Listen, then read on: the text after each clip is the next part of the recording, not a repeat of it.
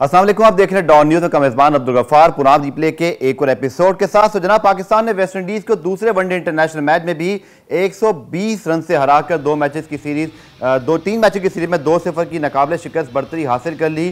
कल पाकिस्तान की batting line कोई खास कारकर्दगी नहीं दिखा सकी। 275 रन 8 खिलाड़ी आउट पर पाकिस्तान ने जो है वो इनिंग का इख्तिताम किया, लेकिन फिर नवाज ज़बरदस्त बॉलिंग की, उनके साथ शादाब खान, फिर मोहम्मद वसीम जूनियर। पाकिस्तान ने 120 रन से कामयाबी हासिल करके वेस्ट इंडीज़ के खिलाफ ये वनडे इंटरनेशनल सीरीज़ ना सिर्फ जीती बल्कि 20 कीमती पॉइंट्स भी हासिल कर लिए हैं। और वर्ल्ड सुपर लीग में पाकिस्तान जो कि 9वीं पोजीशन में मौजूद था, अब पाकिस्तान जंप करके 4थी पोजीशन पर आ गया है। पुरान में इसी हवाले से बात करेंगे। पाकिस्तान के अब तीसरे मैच में जो कि कल खेला जाएगा मुल्तान क्रिकेट स्टेडियम में, क्या प्लानिंग होनी चाहिए, क्या प्लस क्या नेगेटिव हैं इस सीरीज से पाकिस्तान के लिए, इस हवाले से हम कंप्लीटली डिस्कस करेंगे। लेकिन पहले आपको दिखा देते हैं रिप्ले हेडलाइन आपने देखी। और पाकिस्तान और मुल्तान में होने वाला पाकिस्तान और वेस्ट इंडीज़ के दरमियान जो दूसरा वनडे इंटरनेशनल मैच था, पाकिस्तान के बॉलर्स की शानदार कारकर्दगी रही। इस पूरे मैच को रिकैप करेंगे। आप रिपोर्ट देखिए, आके मज़ीद बात करते हैं। इमरान सिद्दीक की आपने रिपोर्ट देखी, पाकिस्तान की कन्विंसिंग विन, लेकिन पाकिस्तान की बैटिंग ज़रूर लड़खड़ाई, लेकिन बॉलिंग ने कल इसको कवर अप किया, स्पेशली स्पिनर्स ने। और पाकिस्तान के साबिक test fast bowler Abdul Rauf इस वक्त हमारे साथ स्काइप के जरिए कनेक्ट हो रहे हैं, उनसे मैच में बात करेंगे। रऊफ, बहुत शुक्रिया ज्वाइन करने के लिए।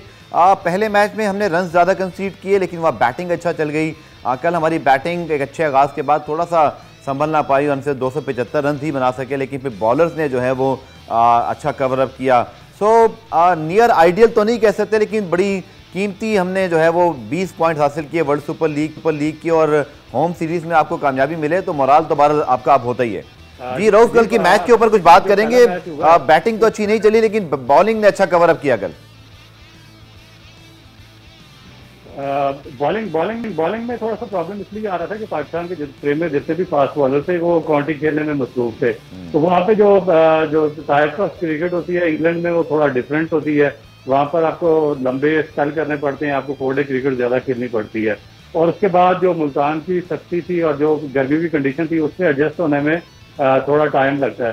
तो यही वजह कि जो वेस्ट इंडीज़ की जो बैटिंग लाइन है पहले मैच में काफ़ी स्कोर करने में कामयाब हो गए, मगर दूसरे मैच में क्योंकि पाकिस्तान की जो बॉलिंग लाइन है वो सेटल डाउन हो चुकी थी। उसके बाद जो वसीम जूनियर है उसको रिप्लेस किया गया, क्योंकि वो पाकिस्तान में थे और कंडीशन से यूज टू थे, तो उन्होंने बहुत अच्छा परफॉर्म किया। इस तरह जो नवाज का जो स्पेल था उसने बहुत ज़्यादा इम्पैक्ट डाला है। तो ओवरऑल आप कह सकते हैं कि पाकिस्तान की टीम दोबारा अच्छे रिदम में आ रही है और अगले मैच में मेरा ख्याल है कि और इससे बेहतर रिजल्ट आपके सामने आएंगे। बिल्कुल रोह, बड़ी शदीद गर्मी में सीरीज़ हो रही है, इसलिए दोनों टीमों ने आज भी प्रैक्टिस नहीं की और वो प्रेफर्ड यही कर रहे हैं कि सिर्फ मैच डे पे जाकर खेलें। तो एक डिफरेंट कंडीशन से सीरीज़ हो रही है। लेकिन आज समझते हैं रोह के जो पाकिस्तान की थिंक टैंक है, कुछ निस्बतन बेहतर फैसले दिखाई दे रहे हैं। जैसा कि आपने हारिस को चांस देने की कोशिश तो ज़रूर की है, इसी तरह मोहम्मद वसीम जूनियर को भी कल खिलाया हसन अली की जगह। समझते हैं कि ठीक डायरेक्शन में। और कल तीसरा वनडे जब होगा तो यही चीज़ हमारी कंटिन्यू रहनी चाहिए कि होम सीरीज़ के अंदर नौजवान खिलाड़ियों को जहां मौका मिले हम आजमा लें। फिर गर्मी वाली फैक्टर भी यहाँ मौजूद है, आपको रोटेशन भी करनी है। क्या समझते हैं, ठीक फैसले हैं इस वक्त तक? देखिए, एक तो ये है कि जो वेस्ट इंडीज की टीम है काफ़ी वीक है और उसका जो काफ़ी अच्छे से जो इंटरनेशनल या टेस्ट क्रिकेट में रिकॉर्ड है वो अप टू मार्क नहीं है और वो बहुत ज़्यादा वीक टीम समझी जा रही है। और अनप्रडिक्टेबल इस सेंस में है कि वो मैच देखिए, एक मैच में 300 रन करते हैं और दूसरे मैच में 200 तक पहुंचने में सफ़र करते हैं। तो ये चीज़ उनकी जो बहुत ज़्यादा वीकनेस है, तो इसको आप किसी अच्छी टीम के साथ कंपेयर नहीं कर सकते। मेरा ख्याल है कि जो प्रॉब्लम होगा पाकिस्तान को, वो अच्छी टीमों के खिलाफ जाकर उनकी कंडीशंस में होगा। और अभी भी ये प्रॉब्लम पाकिस्तान को फेस करना पड़ेगा, क्योंकि पाकिस्तान की जो मिडिल ऑर्डर या लोअर मिडिल ऑर्डर है उसमें मुझे अभी तक कोई भी इतनी स्ट्रेंथ नज़र नहीं आ रही। और बेहतर यही होगा कि जो हमारा थिंक टैंक या सिलेक्शन कमेटी है, कि जो आगे तीसरा वनडे आ रहा है उसमें जितने भी नए यंगस्टर्स हैं उनको ट्राई आउट किया जाए, क्योंकि जो आगे आपने सीरीज खेलनी है उसमें आपको लॉन्ग एंड इस्तेमाल करना पड़ेगा, आपको ऑस्ट्रेलिया, इंग्लैंड, न्यूजीलैंड की कंडीशन में खेलना पड़ेगा। तो मेरा ख्याल है कि अगर कोई 1-2 अच्छे बैट्समैन इनको मिल जाते हैं यहाँ पे मिडिल ऑर्डर में, तो पाकिस्तान के लिए बहुत अच्छा होगा। जिस तरह इन्होंने हारिस को चांस दिया, वेल एंड गुड के, उन्होंने सेकंड विकेट कीपर एज उसको ट्राई आउट किया है, मगर उसके अलावा आपको जो जिस चीज़ की ज़रूरत है वो आपकी मिडिल ऑर्डर और लोअर मिडिल ऑर्डर को स्ट्रेंथन करने की ज़रूरत है। तो इसमें अगर 1-2 लड़कों को और चांस दिया जाए तो पाकिस्तान के लिए आगे बेहतर होगा। बिल्कुल रऊफ, हमने कल भी ये देखा कि जब बाबर आजम आउट हुए तो पाकिस्तान की टीम निस्बतन बड़ी अच्छी पोजीशन में थी, 193 रन पे फिर चौथी विकेट गिरी थी। लेकिन उसके बाद फिर हमने देखा कि रिजवान, हारिस, इवन खुशदिल शाह ने का स्ट्रगल किया। फिर हमने देखा कि नीचे नवाज और शादाब के कुछ वैल्यूबल रन थे जिसकी वजह से हम 275 रन तक पहुँचे। और यही प्रॉब्लम दिखाई दे रहा है। एक तो टॉप 3 हमारा आउटस्टैंडिंग है, गो के फ़खर इस सीरीज़ में ज़्यादा रन नहीं कर सके, लेकिन उनका एक प्रीवियस रिकॉर्ड अच्छा चलता हुआ आ रहा है और हमें पता है कि वो किस दिन क्या कर सकते हैं। बाबर और इमाम की कंसिस्टेंसी तो बहुत अमेजिंग है, लेकिन मिड ऑर्डर के अंदर रऊफ क्या लगता है क्या करना पड़ेगा? इफ्तिखार को हमने चांस नहीं दिया, लेकिन हमारे पास ऑप्शन भी बड़े महदूद हैं। हमने बहुत ज़्यादा जो मिडल ऑर्डर है उसमें खिलाड़ी पिक नहीं किए। 5 फास्ट बॉलर हमारे पास हैं, फिर नीचे ऑलराउंडर्स हैं। मिडल ऑर्डर के अंदर स्पेशलिस्ट बैट्समैन ज़्यादा नहीं है, क्या कंसर्न है ये? जी बिल्कुल, देखेंगे जो पाकिस्तान का अपर ऑर्डर है वो काफ़ी एस्टेब्लिश हो चुका है। उससे इमाम लाइफ ने बैक टू बैक 100 किए ऑस्ट्रेलिया के खिलाफ। उसके अलावा फखर जमान वो अपनी प्रीमियर फॉर्म है, वो किसी भी टाइम पर किसी भी मैच को चेंज कर देते हैं। Babar Azam no doubt world one of the finest जो प्रोडक्ट है पाकिस्तान की। उसके अलावा रिजवान अच्छा खेलते हैं, मगर जो प्रॉब्लम आ रही है वो वही है कि मिडिल ऑर्डर आपके पास, जिस तरह पास में पाकिस्तान के पास सलीम मलिक, जावेद मियां, दाद, इजाज अहमद जैसे बैट्समैन थे, और उसके बाद मोहम्मद यूसुफ, यूनुस खान, इंतजामुल हक ने उनको रिप्लेस किया और बहुत लंबे अरसे तक लेकर चलते रहे। मगर उसके बाद ये जो अभी पाकिस्तान की मिडिल ऑर्डर है, मेरा ख्याल कि पाकिस्तान की उससे पहले अगर आप माजी में देख लें तो आपको ज़हीर अब्बास, जावेद मियां, दाद जैसे अजीम लेजेंड जी बिल्कुल। और आपने देखा पाकिस्तान के पास कोई ऐसा एस्टेब्लिश बैट्समैन आपको मिडिल ऑर्डर नहीं आएगा। और मेरा ख्याल है कि इसकी वजह पाकिस्तान का जो डोमेस्टिक स्ट्रक्चर है वो बहुत ज्यादा उसमें शफलिंग की जा रही है और उसको बहुत ज्यादा वीक किया जा रहा है। यही वजह कि मिडिल ऑर्डर आपके सामने इस तरह जो आउटस्टैंडिंग किस्म के बैट्समैन सामने नहीं आ रहे। तो ये एक जेन्युइन मेरा ख्याल है कि फाइंड आउट होगी अगर पाकिस्तान के सिलेक्टर्स या टीम मैनेजमेंट तो अच्छे 2 या 3 बैट्समैन इन्वेस्ट करने में कामयाब हो जाते हैं पाकिस्तान के मिडिल ऑर्डर में। ठीक है, तो बैटिंग की तो हमने बात की, बॉलिंग से आप मुतमईन है? चूंकि आपने ठीक कहा कि कुछ आपको एडजस्ट करना पड़ता है, फिर बहुत ज़्यादा यहाँ पर आपको नेट सेशन करने का मौका नहीं मिला, गर्मी बहुत ज़्यादा है। लेकिन कल हमने देखा कि शाहीन अगेन, ये बहुत बड़ा प्लस है पाकिस्तान के लिए कि वो हमेशा आपको शुरू में ही विकेट दिला के देते हैं। और कल भी उन्होंने शाही होप जो कि मेन बैट्समैन है, सेंचुरियन है पहले मैच के, उनको आउट किया। और उसके बाद जो सबसे अच्छी चीज़ रही रऊफ इस सीरीज़ की कि खुशदिल शाह ने एक मैच में अपना रोल फिनिश किया, जो उनका मैच फिनिशर का रोल है उसको बहुत बखूबी निभाया। और कल नवाज जिस तरह बॉलिंग करते हुए दिखाई दिए, एक नए नवाज हमें दिखाई दे रहे हैं जब से वो टीम में आए। कुछ अर्से पहले एकदम से उनका तो कोई जिक्र भी नहीं हो रहा था, बट पाकिस्तान को अगले साल वर्ल्ड कप भारत में देखते हुए उसके पेश नज़र आई थिंक ये बड़ा बूस्ट मिला होगा, क्योंकि नवाज और शादाब अगर इसी तरह की बॉलिंग कर सकते हैं और फिर वो बैटिंग भी अच्छी खासी more than enough as all-rounder वो बैटिंग कर लेते हैं, तो ये एक बड़ी खुशाइंद है इस हवाले से कि हमारी पे बैलेंस भी बहुत अच्छा हो जाता है। बिल्कुल दुरुस्त आपने, मगर इसमें 2 चीजें आ जाती हैं। देखिए कि एक जो वीकेस्ट टीम है उनके खिलाफ आपकी बॉलिंग, स्पिन बॉलिंग अटैक, और एक जो अच्छी स्ट्रॉन्ग टीमें हैं वेदर। अब देखना ये कि वेदर यही जो बॉलिंग लाइन है पाकिस्तान की स्पिन बॉलिंग लाइन, क्या ये इंडिया या इंग्लैंड या ऑस्ट्रेलिया या न्यूजीलैंड, साउथ अफ्रीका के खिलाफ भी ये सक्सेसफुल होगी या इनका सक्सेस रेट यही रहेगा? तो मेरा ख्याल है कि जब ये इन टीमों के खिलाफ पाकिस्तान खेलेगा है, श्रीलंका की टीम आएगी जो स्पिन बॉलिंग को अच्छा खेलती है, तो उसमें आपको इनकी जो जेन्युइन एक चीज़ है वो पता चलेगा कि जो उनका जेन्युइन टैलेंट है वो किस लेवल का है। क्योंकि अभी तक तो ये कह रहे हैं अपनी बैटिंग के सहारे पर शादाब खान और मोहम्मद नवाज, क्योंकि बॉलिंग में ये अभी नवाज का कल था जो आउटस्टैंडिंग था और काफी अर्से के बाद देखने में आया है। मगर उसमें आप ये कह सकते हैं कि जो वेस्ट इंडीज फैनों की टेक्निक है वो हमेशा से कोलैप्स होती रही है स्पिन बॉलिंग के अगेंस्ट। अब ये देखना है कि ये अच्छी टीमों के खिलाफ इनकी परफॉर्मेंस क्या ये दे पाते हैं या नहीं दे पाते। मेरा ख्याल है कि 1 या 2 पाकिस्तान को स्पिनर्स और अच्छे चाहिए और स्पेशलिस्ट स्पिनर चाहिए। उनको ड्यू रोल में आपको नहीं चाहिए, आपको ऑलराउंडर्स नहीं चाहिए, आपको स्पेशलिस्ट स्पिनर चाहिए अगर आपने अच्छी टीमों के खिलाफ डोमिनेट करना है। जहां तक आपकी फास्ट बॉलिंग का ताल्लुक है तो मेरा ख्याल है कि उसमें उन्होंने डेफिनेट स्ट्रगल किया है, क्योंकि और उसकी एक जेन्युइन रीजन है कि वो इंग्लैंड से आपके जो तीनों प्रीमियर बॉलर्स हैं वो इंग्लैंड से काउंटी खेल कर आ रहे थे 2-3 माह के बाद। उस कंडीशन में एडजस्ट होना और जो रफ एंड टफ कंडीशन है मुल्तान की और जो गर्मी का मौसम है उसमें एडजस्ट करना बहुत ज्यादा मुश्किल होता है, उनको टाइम भी इतना ज्यादा नहीं मिला। तो आप देखेंगे दूसरे मैच में उनकी कारकर्दगी पहले मैच की निस्बत बहुत ज्यादा बेहतर थी और इसी वजह से कि उन्होंने वेस्ट इंडीज को कम स्कोर में आउट करने में कामयाब हुए। तो मेरा ख्याल है कि अगर पहले मैच में हमारी जो मैनेजमेंट है वो एक बेहतर डिसीजन लेती, मोहम्मद वसीम जूनियर को इंक्लूड करती, इनके साथ एक और अच्छा बॉलर जो यहाँ पर पाकिस्तान में मौजूद थे, अगर उनको खिलाते तो रिजल्ट मेरा ख्याल है कि कम्प्लीटली डिफरेंट आते। मगर अब ठीक है कि उनको अपॉर्चुनिटी मिली और उन्होंने एडजस्ट किया और अगले मैच में मेरा ख्याल है कि और ज्यादा बेहतर परफॉर्म करेंगे।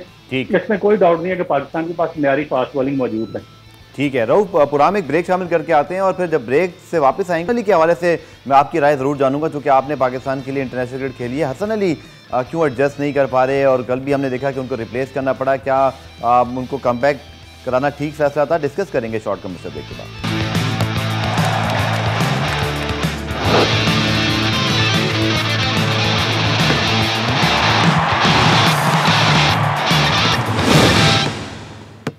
पुराम रिप्ले में खुशामदीद। तो कल पाकिस्तान के मैच के हीरो जनाब मोहम्मद नवाज रहे और ना सिर्फ बैटिंग में बल्कि बॉलिंग में तो खैर अच्छा कर ही नहीं, बैटिंग में भी बड़े उनके वाइटल कंट्रीब्यूशन है। कल 4 विकेटें ली, सिर्फ 19 रन देकर 10 ओवर्स में मैन ऑफ द मैच का एजाज हासिल किया। रऊफ बड़े अनलकी रहे जो कि नवाज हैं, चूँकि जो 5वीं विकेट थी वो मिल सकती थी। वो आपको याद होगा जब गेंद बीट हुआ तो रिजवान भी बीट हो गए, वरना डिजर्व करते थे। लेकिन बड़ा अच्छा स्पेल किया कल। अच्छी बात ये थी कि उन्होंने बोल्ड किया बैट्समैनों को, खासतौर पर जो उनका पहला बोल्ड था वो तो बहुत क्लासिकल एक लेफ्ट आर्म स्पिनर डिसमिसल होता है, जो मिडल ऑफ द पिच होके बॉल और फिर जो टॉप है ऑफ का उसको उड़ाए।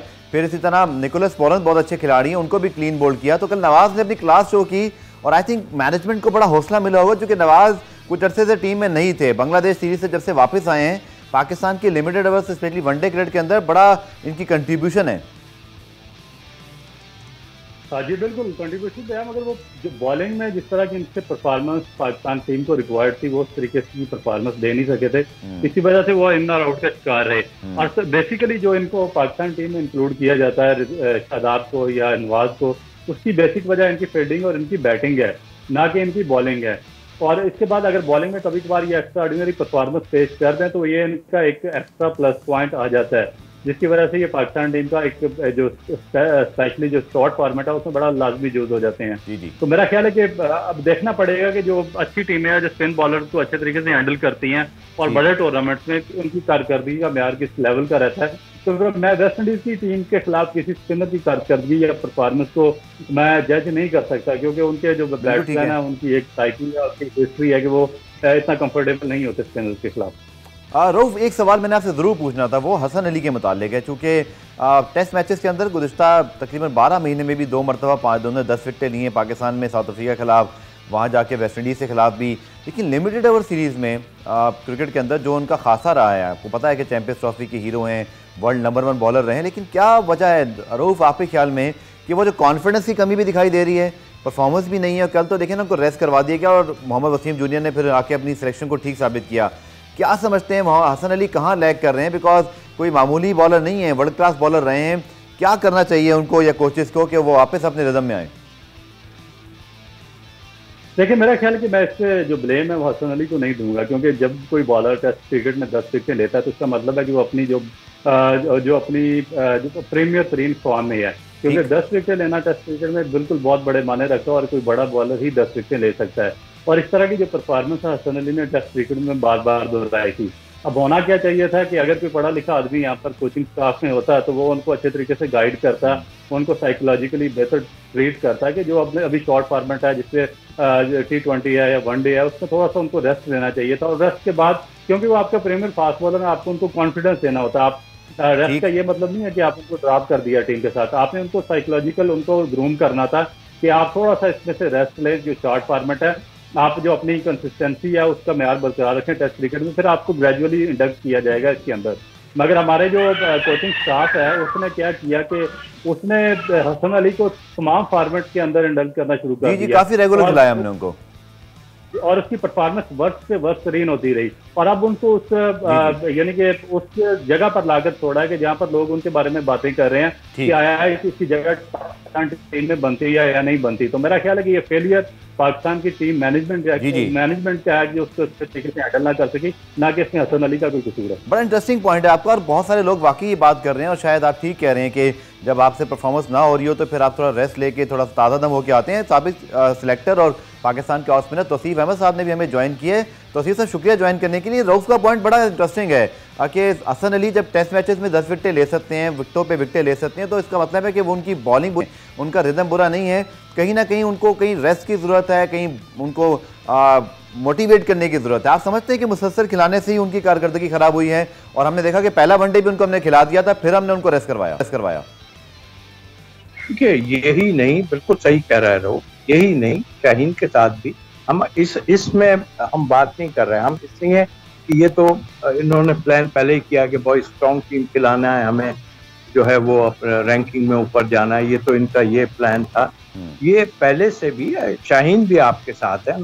मैं बात कर रहा हूँ ये कि आप जब मौके आए, आप उस वक्त दूसरे प्लेयरों को इनको रेस्ट कराते, आराम देते और उसके बाद जो है दूसरे प्लेयरों को आप यहाँ चेक कर सकते थे। अब यही होता है कि इतना की बॉलर आपका इतने परफॉर्मेंस देने के बाद फिर इस तरह की बॉलिंग करके जब उसको मार पड़ती है, और फिर अगर कॉन्फिडेंस देना है आपको तो बल्कि कॉन्फिडेंस क्या देंगे आप, आपने उसको ड्रॉप कर दिया और नाम भी ड्रॉप कर दिया। ऐसे प्लेयरों को आप ट्रस्ट की बात कर सकते हैं, लेकिन हाँ पहले से ये सिलसिला नहीं है, आपको ऐसे अपने बॉलरों को बचा के रखना चाहिए। और आप जो है अगर वो अब बिठा दिया उसको तो सीधा सीधा ये आ गया ना कि ड्रॉप किया, तो इसका मतलब है कि आपकी परफॉर्मेंस इतनी अच्छी नहीं है। तो ठीक है, मैनेजमेंट का काम है बिल्कुल, बल्कि मैं तो कप्तान की बात करता हूँ। हमारे यहाँ कप्तान स्ट्रांग होता है, हमारे यहाँ कोच स्ट्रांग होते हैं, तो मतलब आप लेके बनाने कोशिश तो करें यार कि आपकी बेंच पे बाहर कुछ लड़के बैठे हुए हों। आप देखिए हारिस को आपने डाल दिया, अगर वो नहीं खेलता रिजवान, अगर कीपिंग ना करता तो कौन सी ऐसे बुराई आई थी, वो बाहर थोड़ी हो जाना था उसने। मतलब वो ना तीतर ना बटेर वाली बात है कि हारिस को उन्होंने इधर का भी नहीं रखा उधर का भी। बिल्कुल, ये भी अच्छा पॉइंट है कि क्या आप यूटिलाइजेशन ठीक कर रहे हैं 11 में डालकर। प्रोग्राम में ब्रेक शामिल करते हैं। ब्रेक रऊफ और वसीफ साहब से जरूर बात करेंगे कल तीसरे वनडे इंटरनेशनल मैच के हवाले से कि क्या हम तब्दीलियां कर सकते हैं। हमारे साथ रहिएगा।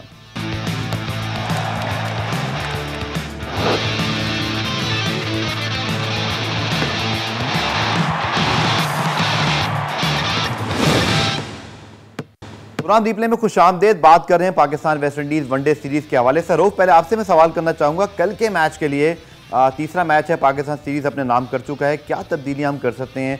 जाहिद महमूद हैं, शाहनवाज दानी हैं, इफ्तिखार अहमद जो कि सीनियर हैं, बहरहाल उनको मौका नहीं मिला, किसको हम ट्राई आउट कर सकते हैं रऊफ भाई? देखिए, मेरा ख्याल है कि जो बेसिक पॉइंट ये है कि इनको मजीद जो यंगस्टर थे वो उसमें इंक्लूड करने चाहिए थे, और जो एक दो सीनियर प्लेयर्स थे उनको स्क्वाड का हिस्सा नहीं रखना चाहिए था। तो अब देखें कि अब आप 2 मैचेस जीत चुके हैं, सीरीज भी आप जीत चुके हैं, टीम भी निस्बतन बहुत वीक है, आपके पास अपॉर्चुनिटी भी थी जो यंगस्टर्स थे उनको ट्राई करने की, मगर अनफॉर्चुनेटली आपके पास बेंच पे कोई ऐसा यंगस्टर है नहीं कि जिसको आप ट्राई आउट करके आगे लेकर जाएं, जो आगे आपको वर्ल्ड कप आ रहा है या जो आगे मुश्किल टूर्स आ रहे हैं बड़ी टीमों के खिलाफ, उसके खिलाफ ट्राई आउट कर सकें। आप देखें कि आप ज़्यादा से ज़्यादा शाहनवाज दानी को इंक्लूड कर सकते हैं, या उसके अलावा आप जाहिद महमूद को कर सकते हैं। उसके अलावा जो जितने भी जो आपकी मिडिल आर्डर जो चाहिए, जो असल चीज़ स्ट्रॉन्ग करने वाली थी वो आपकी मिडिल आर्डर थी। तो मिडिल आर्डर में अब आपके पास कोई ऐसा बैट्समैन बेंच पर मौजूद नहीं है कि जिसको आप ट्राई आउट कर सकें। ठीक है, तो वसीफ भाई स्पेशली मैं आपकी राय जानना चाहूँगा स्पिनर्स की कारकर्दगी के हवाले से। रऊफ ने ठीक कहा कि वेस्ट इंडीज़ की टीम और वो भी हमारी पिचेस पर उनके खिलाफ हमारे स्पिनर्स को विकेटें लेने ही भी चाहिए थी, और कल ली भी नवाज ने। बट क्या समझते हैं, क्या ये दोनों हमारे जो स्पिनर्स हैं जो कि ऑलराउंडर की हैसियत से भी खेलते हैं, क्या ये फ्यूचर के लिए बहुत अच्छे ऑप्शन हैं हमारे पास आयदा कॉम्बिनेशन, या समझते हैं कल के मैच में भी जाहिद महमूद को ट्राई किया जा सकता है, हमें कुछ स्पेशलिस्ट स्पिनर की तरफ भी सोचना चाहिए? चॉइस तो यही है हमारे पास, और जाहिर है हम शुरू से ऑलराउंडर की तरफ ज़्यादा जाते हैं। ठीक है, आपके पास जो है अवेलेबल वो है, खुशदिल आपके पास बॉलिंग करता है, मगर आप उसको कराते हैं और जब कराते हैं फिर उसको मार पड़े तो फिर ये हो जाती है। वो ऑलराउंडर है, आप ऑलराउंडर खिला रहे हैं, आप वो कवर करने की कोशिश कर रहे हैं। आप जो मिडिल ऑर्डर की बात अभी रऊफ ने की, उसको आप कवर करने की कोशिश कर रहे हैं जाके। बट मिडिल ऑर्डर में जो एक पक्का बैट्समैन होता है ना, अब नवाज आ गए हैं ना, तो नवाज के आने से जाहिर है कि प्रेशर तो शादाब पे भी पड़ेगा डेफिनेटली। जब वो विकेट्स भी लेंगे और अगर उनको सही नंबर पे भेजा गया और रन किए तो फिर ये होगा। ठीक है, वाइस कप्तान की जॉब अपनी है उनके पास, बट हाँ बिल्कुल। और जैसा रऊफ ने कहा, हमने मिडिल ऑर्डर के लिए तो कोशिश ही रखी नहीं है, और हारिस को हम उठा के हमने रखा जरूर, मगर समझ से बाहर है, वो तो 2020 में ओपन करते रहे जी। और फिर कीपिंग भी आपने नहीं कराई उनसे, तो फिर थोड़ा सा सोचना पड़ेगा। ये हम जो बातें कर रहे हैं ये इसलिए नहीं कर रहे हैं, हम तो देख रहे हैं जो चीज वो बात कर रहे हैं, हमारे ना किसी से कोई लेना देना।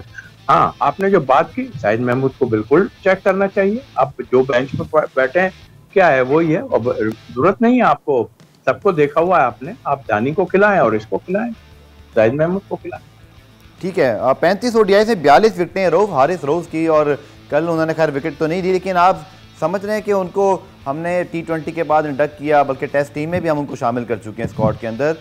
T20 में बैक बैच में पाकिस्तान सुपर लीग में कामयाब बॉलिंग करते रहे हैं, लेकिन आपकी राय क्या अब तक उनकी परफॉर्मेंस के हवाले से? एक बड़ी इंपॉर्टेंट पोजीशन वो होल्ड करते हैं जब शाहीन के साथ गेंद को ओपन करते हैं। जी बिल्कुल, और मेरा ख्याल है कि उनको अभी लंबे फॉर्मेट में ट्राई नहीं करना चाहिए। अब जो शॉर्ट फॉर्मेट जिस फॉर्मेट से वो आए हैं उसी तक उनको महदूद रखना चाहिए, जब तक कि वो फर्स्ट क्लास क्रिकेट में या जो इस लेवल की क्रिकेट है या वनडे क्रिकेट में जो नेशनल आपका वनडे टूर्नामेंट होता है उसमें वो up to the mark performance ना दें। क्योंकि इस तरह तो ये पाकिस्तान की जो टेस्ट कैप है या इंटरनेशनल कैप है ये एक जोक बनकर रह जाएगी कि फ्रेंचाइज में कोई भी जो बच्चा आएगा वो परफॉर्म करेगा एक दो मैचेस में, तो जो आपकी फ्रेंचाइज होंगी वो प्रेशर डालेंगे और आप उसको हैंडल करेंगे। यहाँ पे कतई कलामी आकिब जावेद जो कि उनको डिस्कवर करके लाए, उन्होंने भी कहा कि वो पुरानी गेंद अच्छी कर सकते हैं लेकिन हम उनसे नया बॉल ही करवा रहे हैं। आप समझते हैं नए बॉल पर जो एक तरफ शाहीन है दूसरी तरफ फिर हारिस रऊफ और दूसरा कोई और ऑप्शन भी नजर नहीं आ रहा क्योंकि हसन की फॉर्म नहीं है, ये दूसरे पार्टनर वाली चीज थोड़ी सी अभी क्वेश्चनेबल लगती है। जी बिल्कुल, मेरा ख्याल है कि नए बॉल के साथ भी ग्रूम कर सकते हैं अगर आपके पास कोई अच्छा या टैलेंटेड कोच हो या आपकी जो डोमेस्टिक, असल में स्पेशली जो ग्रूमिंग की जगह होती है वो आपका डोमेस्टिक क्रिकेट होता है। वहाँ पर जो आपके अगर अच्छे कोचेज हों तो वो आपको गाइड करते हैं, जो यंगस्टर्स होते हैं कि नए बॉल को किस तरह अच्छे तरीके से आप यूटिलाइज कर सकते हैं और उसके बाद आप उसको पाकिस्तान टीम में ला सकते हैं। मगर बदकिस्मती ये है कि ये डोमेस्टिक क्रिकेट भी खेलते हैं तो वहाँ पर भी क्योंकि ये जो प्लेयर्स होते हैं वो जो हमारे जो कोचेज हैं उनका वो लेवल नहीं होता, उन पर ये प्लेयर्स ज़्यादा डोमिनेट करते हैं और ये अपनी मर्जी से वहाँ पर बॉलिंग करवाते हैं। पास्ट में भी सच इंसिडेंट्स हुए हैं कि आपके पास बॉलर्स थे जो कि 5-5, 8-8, 10 साल पाकिस्तान टीम का हिस्सा रहे मगर उन्होंने कभी भी नया बॉल पाकिस्तान के लिए नहीं किया, और जब भी नया बॉल करने की कोशिश करते थे या तो वो वेवर्ड होता था या उनका बिल्कुल उस पर कंट्रोल खत्म हो जाता था। तो मगर वो फिर दोबारा आकर डोमिनेंस अपनी शो करते थे फर्स्ट क्लास क्रिकेट में और फिर पुराने बॉल के साथ ही बॉलिंग करते थे। तो अब ये पाकिस्तान क्रिकेट बोर्ड को सोचना चाहिए कि वो उनका वो जो डोमेस्टिक स्ट्रक्चर है वो किस मेयार का और उसमें प्लेयर किस हद तक डोमिनेट है और कोचेज किस हद तक जो कामयाब है। ठीक है, पुराने क्विक ब्रेक शामिल करते हैं। ब्रेक से आप बता तौसीफ भाई से मैं जरूर कि जो हमारा जो नया बॉल है शाहीन के साथ, इससे पहले हमें याद है कि अनवर अली तक से भी हम नया बॉल करवाते रहे हैं, फिर उनका भी अच्छा खासा जो एक ऑलराउंड कैरियर था बन सकता था वो हमने खुद ख़राब किया। हारिस रऊफ क्या बेहतर ऑप्शन है या कोई और चीज़ ट्राई आउट कर सकते हैं? डिस्कस करेंगे शॉर्ट कमर्शियल ब्रेक के बाद।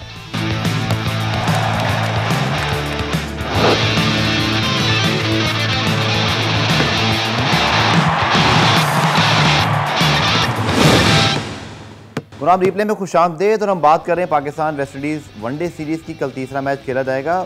तौसीफ भाई आपसे मैं ज़रूर बात करना चाहूँगा, स्पेशली अगर हम सिलेक्शन के पॉइंट ऑफ व्यू से देखें और फिर आगे एशिया कप है, फिर वर्ल्ड कप और बहुत सारी चीज़ें हैं, इस सीरीज़ से क्या हम गेन कर सकते हैं और क्या किया है हमने? गेन करने का तो अभी हमें नहीं है सच कुछ, हमें नहीं। जाहिर है हमारे टॉप प्लेयर्स हैं, अपने मुल्क में हम खेल रहे हैं और ऐसी पिचों पे खेल रहे हैं और जो टीम आई भी है ठीक है, उन्होंने पहले मैच में बड़ा टफ हमें टाइम दिया बट वो टीम हमारे मुकाबले की सच बज़ाहिर नजर नहीं। और फिर आपने गेन कर सकते थे, आप गेन ये कर सकते थे कि आप जो है एक दो को ऐसा चांस देते जिससे कि आपके आगे के लिए अच्छा और वो हमें अभी नजर नहीं आया। हमें उसी तरह का है जैसे क्या मैंने कहा, हारिस को अगर खिलाना था तो उसको कीपिंग आप करा देते, कीपर भी तो आप देंगे ही ना साथ रखने के लिए। ठीक है, आपने निकाला उसको हटा दिया सरफराज को या और भी लाया आप, बीच में पिंडी का एक को लाया आप, इधर उधर किया, तो हमने वो चीजों को मैनेज नहीं किया। हम बस वही है, जहाँ तक अभी ये बात फास्ट बॉलर की हो रही थी, देखिए हमें बनाने की कोशिश ही नहीं की। देखिए हमें हमेशा जो टीमें खेलती थी ना गफ्फार, हमारे को ऊपर से ब्रेक थ्रू मिलके ही नहीं देते थे। अब वो शाहीन आया, उसने आन के हमको ब्रेक थ्रू देना शुरू किया और उसने बहुत अच्छा किया, क्योंकि टीमें बड़े लंबे लंबे पार्टनरशिप लग जाती थी।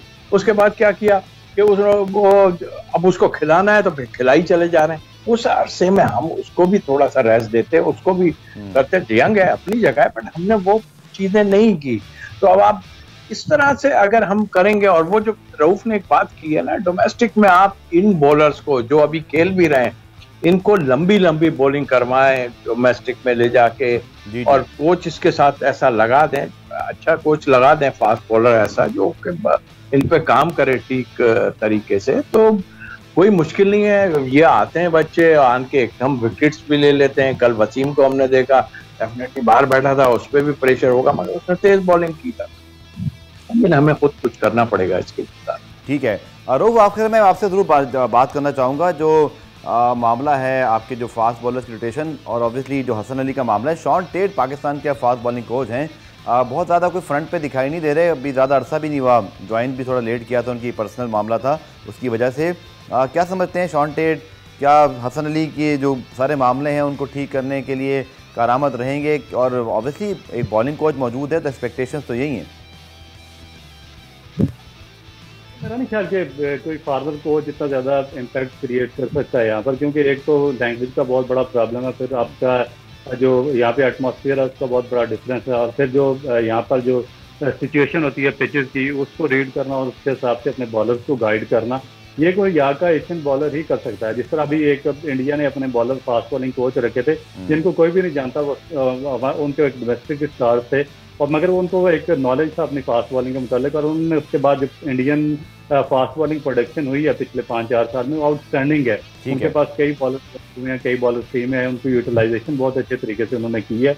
तो मेरा ख्याल है कि जो हमारा कल्चर है उसके मुताबिक ही हमें देखना चाहिए, क्योंकि शॉन टेट तो खुद अपने कैरियर में बड़ा मुश्किल है, इनको टेस्ट मैच के लिए लेकर जाते थे और फिर बड़ा मुश्किल इनको 2-4 टेस्ट मैचेस उन्होंने खिलाए और फिर छोड़ जाते थे, शॉर्ट फॉर्मेट की तरफ कूद जाते थे, फिर इनको लाते थे, फिर ये चले जाते थे, और एशियन ट्रेडिशन में बिल्कुल भी सूटेबल ये नहीं थे। तो अब मुझे नहीं पता कि पाकिस्तान क्रिकेट बोर्ड ने इनको क्यों इस जॉब पे दिया है, किस वजह से इनको यहाँ पर ओब्लाइज किया गया, ये तो अब टाइम ही बताएगा। मगर इसमें जो पाकिस्तान के जो स्पेशली जिस तरह हसन अली का केस पीछे डील किया जा रहा है 1-2 साल से, उससे लगता है कि जो हमारे नीचे से ऊपर तक सारे मामलात हैं वो मेरा नहीं ख्याल कि कोई एलिजिबल लोगों के हाथ में है। चलिए, बहुत बहुत शुक्रिया रऊफ आपका, तौसीफ साहब आपका। पाकिस्तान वेस्ट इंडीज़ का कल है, देखते हैं कल क्या परफॉर्मेंस होती है। जाते जाते जनाब दलील मदरसा लीग के हवाले से बात करते हैं। उसका फाइनल हुआ आज़ाद कश्मीर में, कोटली यूनाइटेड ने जीता और तमाम मदारिस के जो तलबा हैं उनको यहाँ पर मदऊ किया गया था आज़ाद जम्मू कश्मीर से। बड़ा खूबसूरत मकाम है, बड़ा खूबसूरत स्टेडियम है जहाँ कश्मीर प्रीमियर लीग के मैचेस भी होते हैं, और 8 टीमें इसमें शरीक थीं और कोटली यूनाइटेड ने टाइटल जीता। और इससे पहले मिरान शाह, पेशावर और कोयटा के अंदर ज़ल्मी मदरसा लीग के मैचेस मुनक्किद किए जा चुके हैं। स्पेशली ये लीग कराई जाती है पेशावर ज़ल्मी फाउंडेशन की जानिब से मदारिस के तलबा के लिए। तो जनाब प्रोग्राम में आज के लिए इतना ही। कल दोबारा, बल्कि कल नहीं, पीर को आपसे मुलाकात होगी और बात करेंगे पाकिस्तान और वेस्ट इंडीज़ के दरमियान कल होने वाले तीसरे वनडे की। तब तक के लिए हमें इजाज़त दीजिएगा। खुदा हाफ़िज़।